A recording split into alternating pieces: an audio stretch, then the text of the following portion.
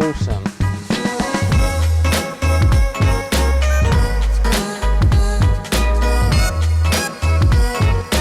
So, there's moments in life where you're just so thankful you have a dad. And honestly, just take a compliment, okay? I, in that moment, just felt so lucky to have someone that just had my back, but also, I can't believe you got that for what you got it for, because in all honesty, there's a lot of things on it, yes, that need to be put right, but the way that you just dealt with it, you must be like pretty impressed. Like that negotiation tactics was incredible.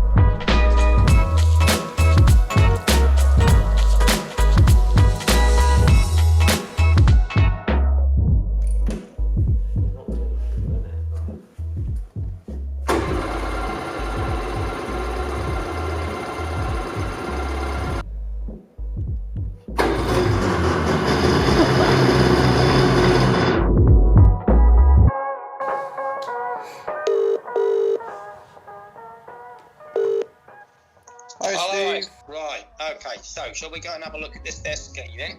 Perfect, yes please. Okay, so there she is. Now in terms of the way that it's been stored, Steve, throughout its lifetime. It was garaged up until about 3 years ago. Okay. I bought it about 2 years ago, as I was told that it had only ever been in the water once, and that was fresh water.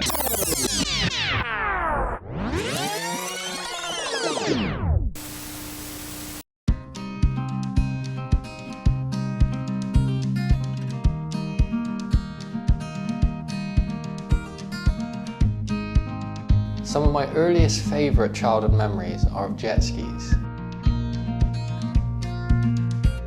I distinctively remember one memory in particular. Although it's a vague memory, I honestly think it informs this whole basis and desire of wanting to chase down one of these jet skis with my dad. I remember the glimpse of the yellow and blue stripe of the SP. This for me, even until this day, is the ingrained image of a classic two-stroke jet ski. As I've got older and I've been able and lucky enough to live out my dream of getting my hands on some of these classics, there's always been one ski that I've been desperate to find. And well, that's finally changed, and as a clever person once said, the rest is history.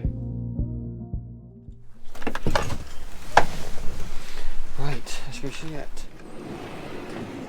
What you're about to see, for me, is the closest I think I'll ever get to living out a childhood dream, being able to track down and buy this jet ski with my dad. It really was priceless. Hi Steve. How are you? Yeah, not too bad, not too bad. You? I would shake your hand, but I'm not allowed. No, virtual handshake. Yeah. Yes, there we go. So this is the ski? It is. I'll unshoot it for you. I mean, obviously, you know, she's probably got herself a little bit wet and soggy. What's more, I really did feel like a boy again, watching my dad show me how it's done and really show me the great excellence of haggling. On the day in question, he really was the epitome of a wheeler dealer, in the good fashion, getting the jet ski ultimately for the right price. It's fair to say, I learned a lot that day.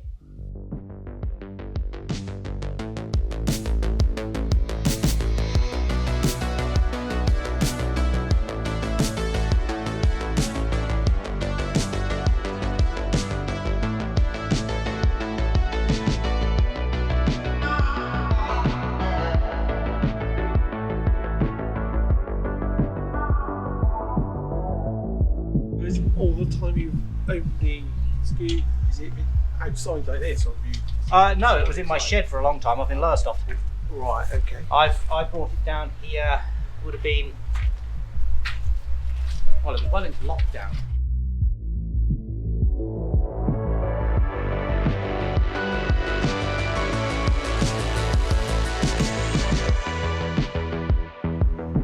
That's kind of what everyone says, buddy.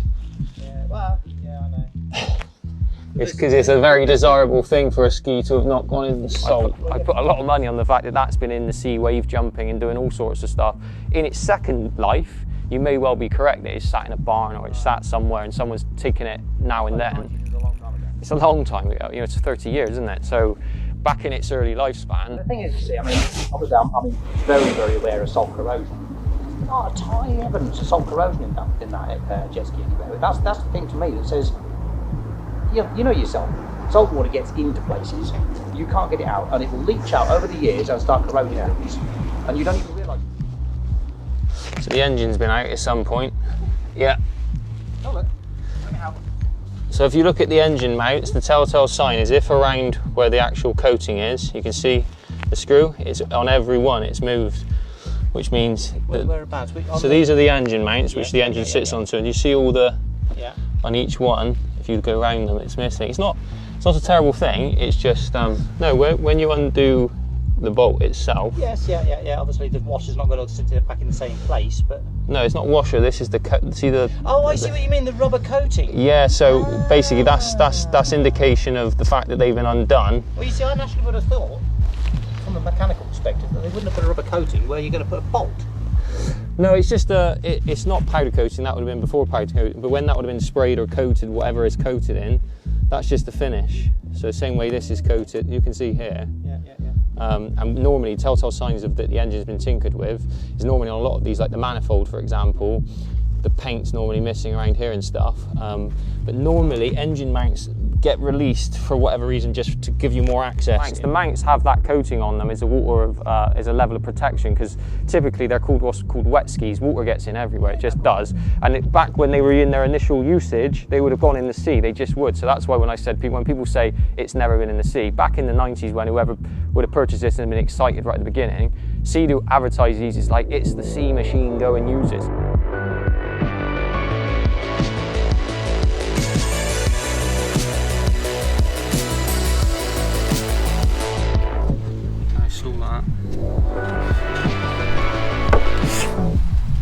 So you're obviously quite heavily into these things, then?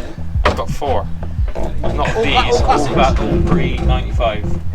Yeah. I didn't realise there was such a sort of a... Yeah, they go to shows and there's quite a big... Obviously now they're just increasingly hard to find the older... Just leave that on it. Well, I suppose they probably used quite a lot. I mean, I have seen a few of these on the web looking pretty T-road.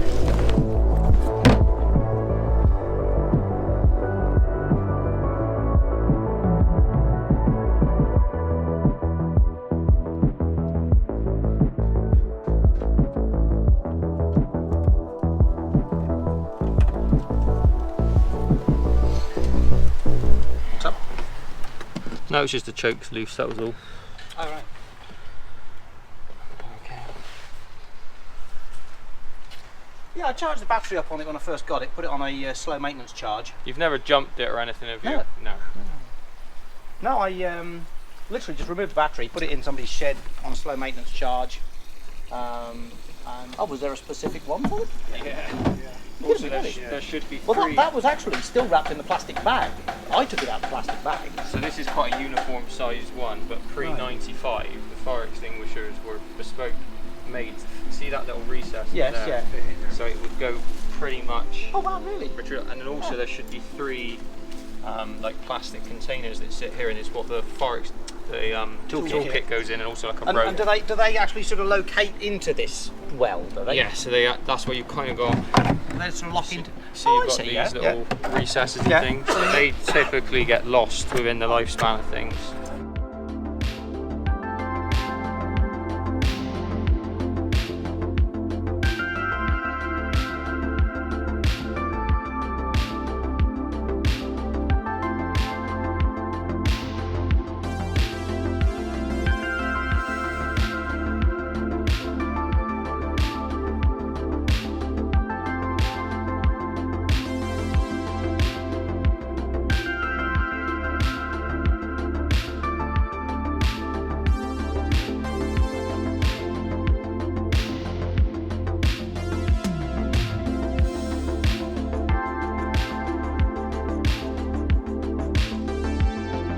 What happened to the grip, Steve?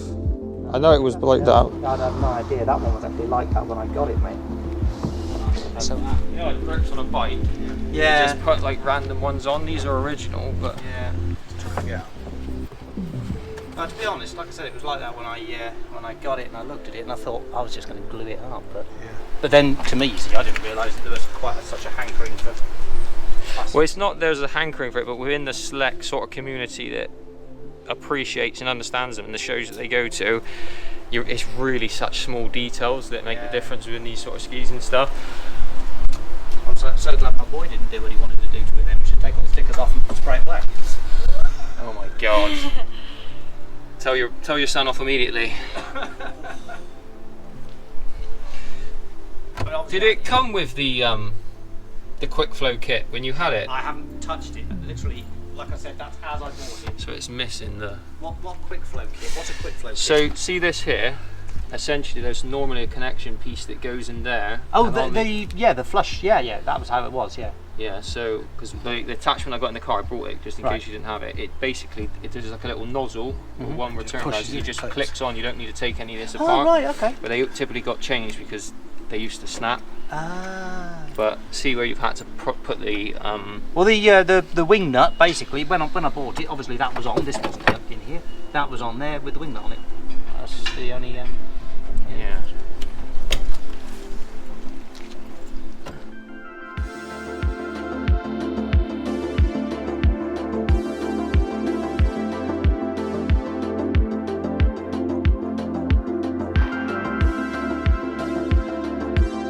Okay. Do we need to grab, have you got the bits to be able to put it on the flush? What this basically does is that clicks onto essentially a piece that normally goes in there. And then obviously that goes straight onto your hose. Got that one right. Is that water on? Yep. Take that off. Okay. You should never put it on before the ski's been started. There you go.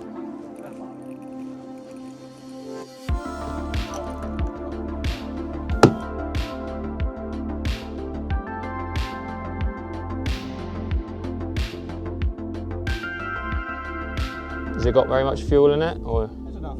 Yeah. Probably about a couple of litres. But we didn't put a lot in it, but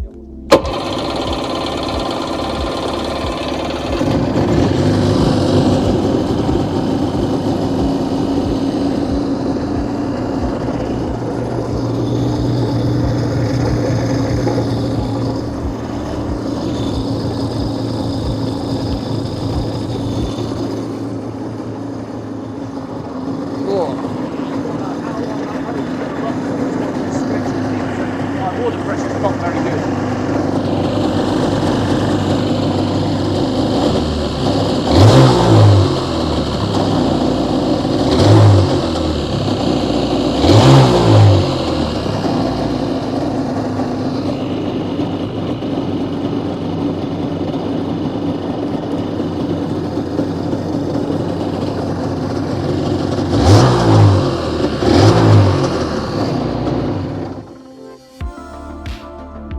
So typically when you would have started it in the past, would you always put the water source on and keep it running before? No, I mean, the only time I've ever actually had the hose pipe on it is when I ran it for about 5 minutes, and no, actually I turned it on afterwards. You know, these sort of things are all sold as seen in the sense that we're not going to be running back to you saying, this isn't working, this isn't working. We're very reasonable in the sense that we understand you buy these things and they are sold as seen, which is what you have to. I'll history of it. Yeah, I saw it, I thought, like that was good. He said, I'm never going to use bloody things, I bought it. Yeah, about 2 years, he said. Yeah, like a year and a half. Cosmetically, there's, to be fair, Steve, to level view, there's quite a... To put it right how we want to ski, and also, to be fair to the gentleman, he's never rid it on the lake, so... Which is why I'm saying. And there was no dead man with it. That needs to go on the water, because otherwise, if it's not, you know, you could have a pile of trouble. Yeah, I agree. Yeah, it definitely needs to go in. I mean... I don't know the state of the tide today. I haven't really looked. Right, Steve, we're going to be completely honest, only because we've seen a lot of these skis, so we know kind of the telltale signs of things to worry about. There's about... Go on. See, I had one of these brand new in 1990. He's my oldest, he's my son, I've got 2 daughters. There's a love affair with these classics. We've been looking for one of these, and obviously it means a lot to us. It's so sad to see, not your fault, but a ski that's, you know, is left to, because it is a thing of beauty to us. But to me, for us to buy that ski, to make sure it's right, and to get it back where it needs to be, it's not worth what you're asking for it. You know, that's not to offend you, but for me to buy that ski today, I'd be saying, and I ain't going to upset you, that ski's only worth about $850. The worry and concern that typically skis that we bought in the past, we have full sort of service history and understand the lifespan of it. Now again, it's not a reflection of you because you seem like a really straight up guy and stuff, Unfortunately, skis, the way that they passed hands, just in the years, it just... Well, if you look at Facebook Marketplace, sometimes you can see a ski on there for sale, okay? And then you think, oh, that's relatively nice. You go and have a look here, it's no good, okay? And then you ring back and it's sold, okay? 3 or 4 weeks later, it's back on with a different owner. Because there's this category of that. To put it into perspective, these here, which the most is unassuming people like your son, for example, who just strip these off, these to have these remade are minimum $450. Just for these 2 strips, and the reason why is they're made from what's called screen printed material to get the nice colours which you wouldn't get from a digital print. So just to replace these stickers, which is why, again, it might not seem like a lot to the unassuming eye, you know straight away what you're up against just before you even looked at any mechanical aspects of the ski. I appreciate you come a long way. I was obviously I've but also a hell of a lot of photographs and you've done video all that. and So stuff we'll to try to make it as visible as possible before you came that distance. So is this guy? Can you phone this guy up and talk to this guy and find out? I know you don't want us to, but can you do it? Can you ring him now and talk to him? I think before we do that though, we need to actually get a realistic, honest, like at £1,800, your expectation is not in line with reality. I've got a guy who's absolutely desperate to buy it, and I've told him not to bother because you were coming all the way across from Bristol, and he's told me £1,000 quid. If I'm honest, Steve, like I've just said, the thing that's worrying me is the engine. The fact that those mounts have definitely been released, that has only happens for one reason. And when you see enough of these skis, you just know the engine comes out when there's an issue and the ski's not running correctly. To get a ski running on stand, that's what that means, that's like step 1. Basic. That's not hard. I mean, we've seen skis running, which sounds as if they're running beautifully. As soon as you put them on the water, when they're what's called put under load, meaning there's actually water flowing through the underside gate and stuff, and they don't run. Yeah, we could put it on the water, and I'd go to pull away, and the cavitation could be, which means the props bend, the shaft bend, could be all sorts. The whole ski needs to be refurbished. Really refurbished. The trailer. You need a new trailer. That's not your. Let's have a new trailer straight away. Yeah, no, I've said to you, the trailer, to be absolutely honest, is nothing. It's you know, the fact that one of the important things when you open this up, the cutout of the gel coat major, that's got to be properly fiberglassed in, sprayed and gel coated in. No, the thing that worries me the most is the fact that the engine's been out. The engine's normally out for a specific reason. That doesn't come out with a servicing, there's no reason for it to come out. So, again, it's not that you haven't been taking the engine out, that's obvious. And the dead man. The last time we got a dead man off of Anthony, it was 150 quid just for the dead man. When you put in your thing, you can get them for like 20 quid, but there again, they're not. What ends up happening, Steve, like when you get with this one, if you push that one on, I brought just a spare one that I had along. That's an aftermarket one, so you feel that. That's not right, because what happens when you're going along, there's too much to get that off. It's, the OEM ones fit just perfectly. Right. The tolerances are just perfect. And again, they're an obsolete part. So what you're basically looking for is you're going to the Seadoo manufacturer's database and you're waiting for old new stock to come in, which means a ski that's been either come in for part exchange or they've reconditioned ski and they sell the parts off periodically each year. Same things with like the seat, for example. That vinyl on that seat's going to be completely redone. If you took this down to your Seadoo dealer now and asked them to service it, they wouldn't even see you through the door. 2-stroke Seadoos now, in Seadoo dealerships, they don't deal with them, everything's 4-stroke. And the reason for that is the emissions, the reliability, just the problematic issues of sourcing the obsolete parts. Obsolete meaning they just don't make any of the parts anymore. So things like the grit, which is like what I said, these are now obsolete. So what your Seadoo dealer would have said is they've got you one of these, which is not a Seadoo key, is just an aftermarket key you can get off of Amazon. I kind of assume if I'm phoning a Seadoo dealer, they're going to give me a Seadoo part. They're going to, no. They're probably the #1 Seadoo dealer. He's probably spoken to Tony. And the guy who is the ultimate in Seadoos, and Seadoo's record is Anthony Burchell, standing Torquay. Well, that guy, he is the ultimate. And stuff, but most 18, 19, early 20-year-olds, they want like a minimum 1000cc 4-stroker. And the reason they want a 4-stroke is just because they idle, they stick it. So these sort of things, and being honest, this will sit on a trolley in a showroom and it'll go to a show 2 or 3 times a year, and you'll have people that will just, when you go see a classic car, there's the beauty of a ski. The other flip side to it is what you'll get young people do is they'll just, like you say, they'll abuse them, they'll spray them, they won't keep them going because of the maintenance. Like to keep one of these going year in, year out, it's the love affair with them. It's the appreciating what they are. There's no way you could drop below £1,000? I don't really want to. I mean, for the simple reason that I've got things I want to do, and I truly believe that, you know, maybe not as a classic ski, but as a bit of fun for the summer. They are bought as classic skis, and that's what you will see. That's why on Facebook Marketplace you only see a handful of these kind of skis come up. They're not.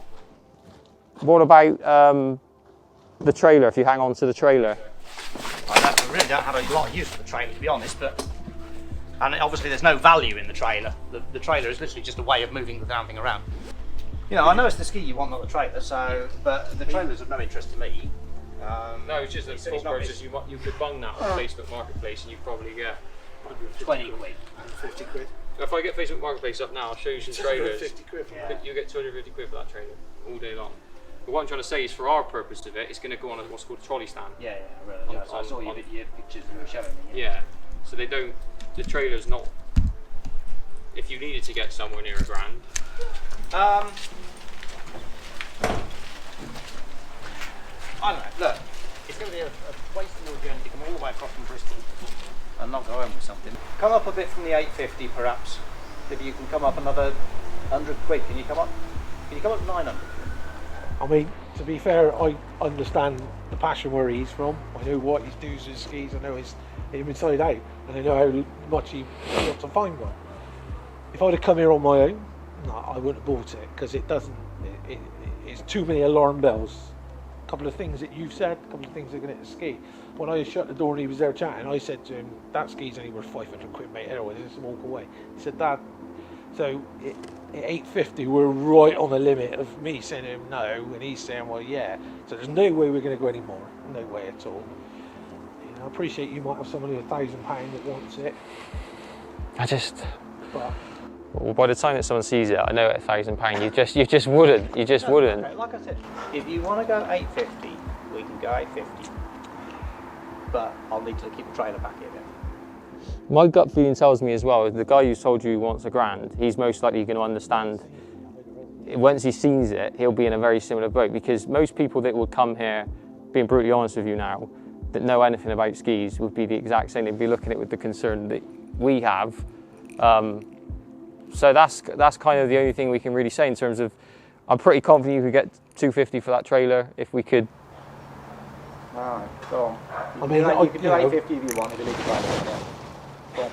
it's hard for me. I've got to be careful what I say here, but for me, the trailer is irrelevant. I wouldn't sew it back on that trailer anyway. But when we're paying 850, really, it comes with the trailer. But we ain't going to use the trailer anyway. So if it was me bidding with him now, I'd be saying to him, I'll get 750 quid out of the van now, and you keep the trailer, because I don't think the ski's worth that without the trailer. If we're taking it as a bundle, then 850. But I wouldn't be happy giving him 850 without the trailer. I'd be saying, I'll get 750 quid out of the van now, and that's all I have, because there's You're too worried much about the risk concern on that factor. ski. Yeah. Do you know what I mean?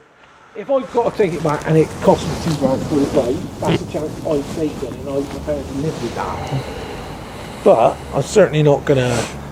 That's where I am with it, mate. Okay. You know, at the end of the day, I'd be quite happy to take that off the trailer and put it in the van. I'll give the man 750 cash, and we go. And then he's, and he can sell the trailer. I know, and you do. And the gentleman's a wise man. You can get 200 quid for that on the internet. People buy excuse the phrase, they do, don't they? You get 200. Yeah, remember that roof box you saw? But That was the case. the ski's not worth no more than 850. I don't give him 850. We take the trailer as well. Personally, I'd rather take it without the trailer. I don't really want the trailer. It's up to you. You're cool, mate. So rather than waste your time, will you take 750 off me? We take the ski and leave you the trailer. I'll give you 750 cash. What's more, I really did feel like a boy again watching my dad.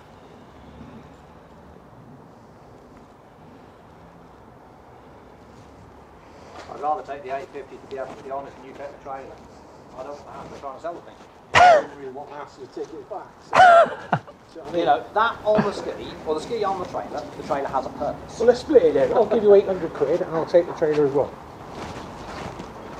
Alright. I'll give you 800 quid. I'll take the ski, the trailer. Alright. You can go indoors and I'll go with the Eddie. Yeah, we'll do that.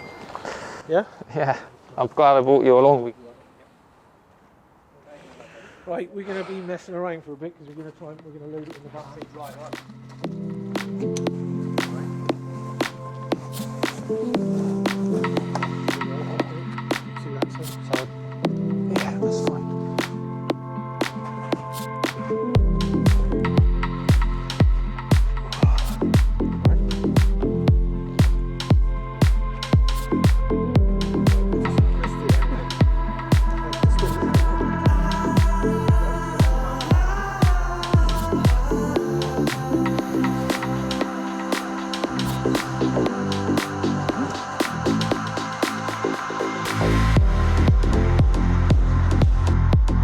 Go a bit more.